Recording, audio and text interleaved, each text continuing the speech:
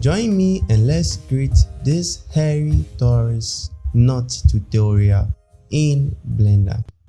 After setting the particle system or for the hair, what we are coming to do next is to insert our plain background. Make sure you click on Add, select Mesh, choose Plane and click on it. So you can see with a highlighted square right over here, click on the number of size and set it to 500. After setting our plane, the next thing that you set is the light. Make sure you go to Add, select Light and look for Area Light. Press G on your keyboard and press Z to bring the light above. When you click on the light properties, you can see that with the shapes we have square, rectangle, disc and ellipse. Select the area light and drag it. After dragging it, make sure you create two spotlights. Make sure you increase the number of power for the area light to 1000. The next thing that we are going to do is to go to Add, select Light, look for Spotlight and press G and Z to bring the light or the spotlight up.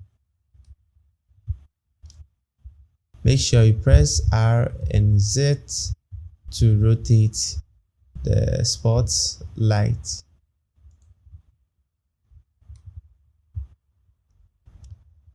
Select and press G plus Y to bring the spotlight closer to this place. Press Shift D to duplicate the spotlight and press G and Y to bring it to this particular area. After that, select or press R on the keyboard and press X to rotate the spotlight. After that, press G and Y to pull it back. So R, X, something like this is okay. Before that, let's set this one to 1000 and press Enter. Let's set this light to 2000 and press Enter.